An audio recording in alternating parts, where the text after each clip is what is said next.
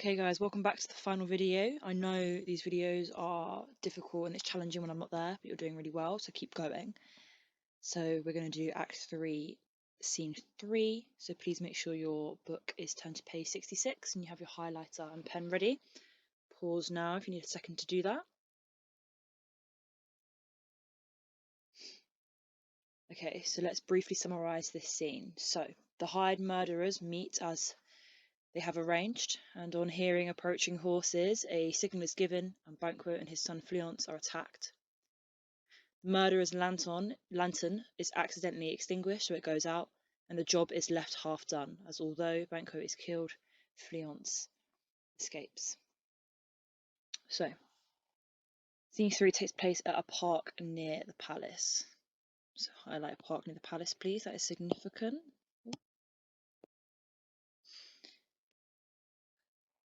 You know, Macbeth seems to be a bit reckless here and irrational as he's allowing this murder to take place close to home. And naturally, that is going to raise suspicions about his role in the murder of Banquo and Fleance. So maybe it's as a result of his desperation.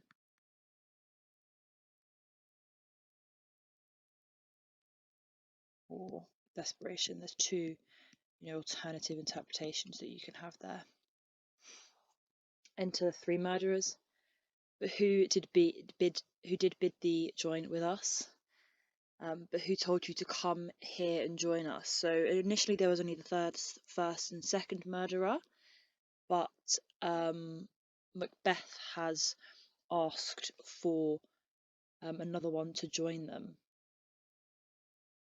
And the second murderer says, he needs not our mistrust since he delivers our offices and what we have to do to the direction just. He says, we can trust this third murderer. He is given exactly the same orders as we were. But the fact that Macbeth has asked for a third murderer shows his paranoia and desperation.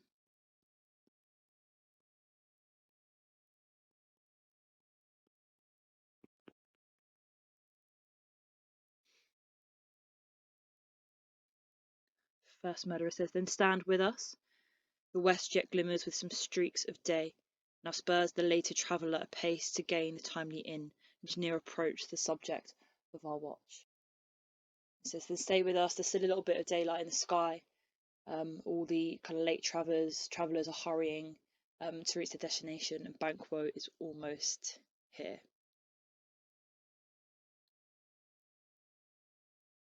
This is significant here because there's going to be a transition from light to dark. The west yet glimmers with some streaks of day. This transition from light to dark is a metaphor for Macbeth's transition, his moral transition. Light to dark is metaphor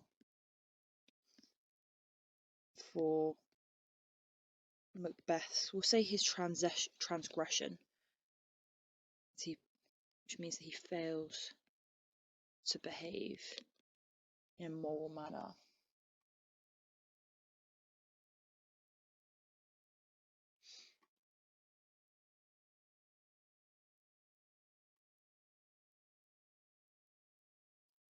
And his deterioration. Just add that in at the bottom there.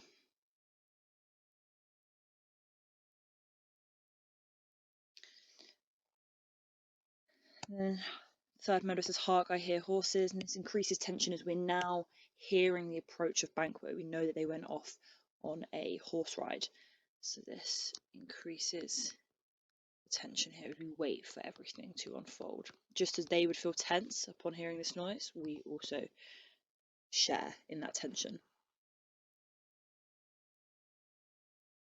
Okay, pause here, we're about to move on. Banquo from within says, give us a light there, ho. And as always, light here is symbolic of his goodness. Okay, as Banquo arrives, so does the light. It's symbolic of goodness, of his goodness. Make sure that's clear. Then 'tis he, the rest that are within the note of expectation already are in the court. He says this must be him, the rest of the king's guests are already inside. His horses go about almost a mile, but he does usually, so all men do, from hence to the palace gate make it their walk. It says where the horses is in the stable, there's almost a mile to the palace, but Banquo, like everybody else, usually walks from here to the palace. The second murderer says, alight, enter, and Banquo and Fleance enter with a torch.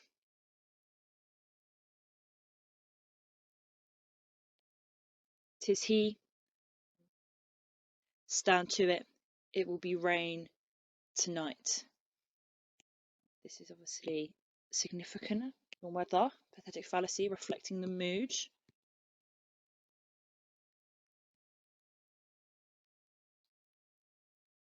Often when there's bad weather, thunder, rain, it signifies an evil. Much like the idea of darkness as well. It signifies the evil deed. The murderer says, let it come down. The rain is insignificant to Banquo, as this is the night where his life will end. Insignificant as Banquo's life is going to end.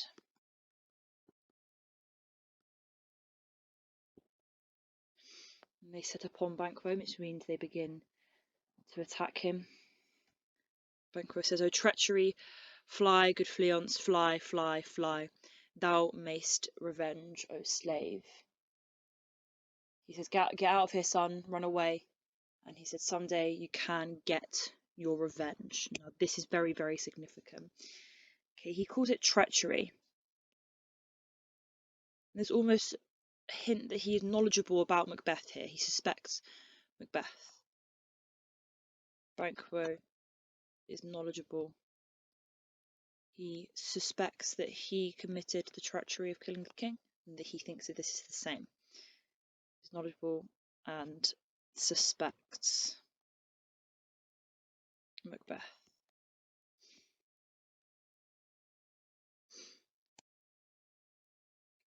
He says to Fleance, you will get revenge.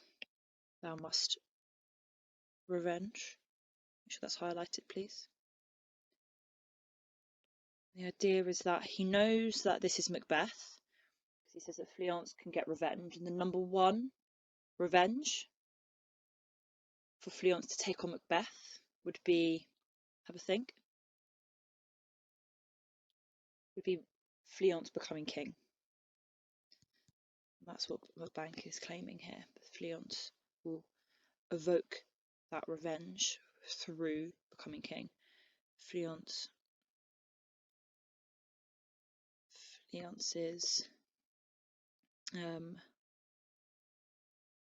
potential to be king as a result of these prophecies from the witches. Pause here if you need a second because we're about to move on. The Banquo dies and the Fleance escapes. Okay, this is super important. Okay, I will circle this, highlight it, make it very, very, very clear.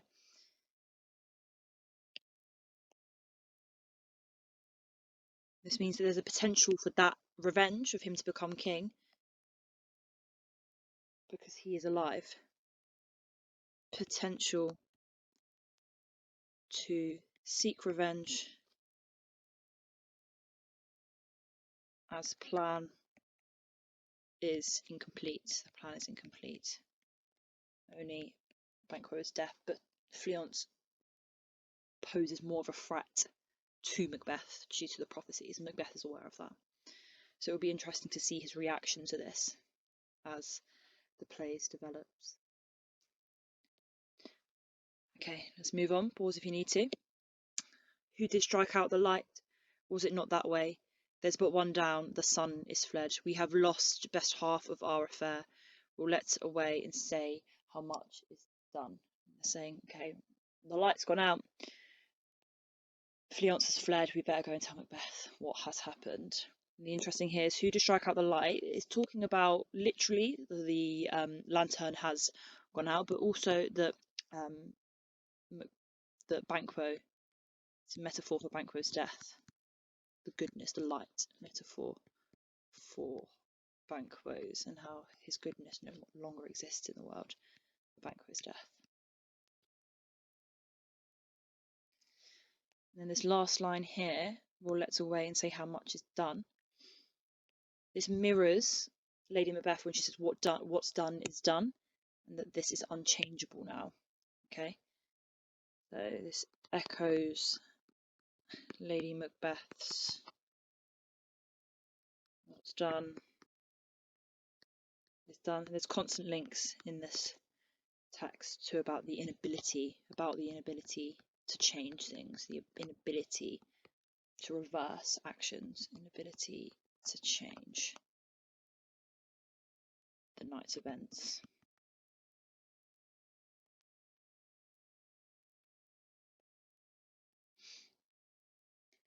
Okay, pause here if you need a second. But if not, head over to the Word document and finish off today's lesson. Well done, guys.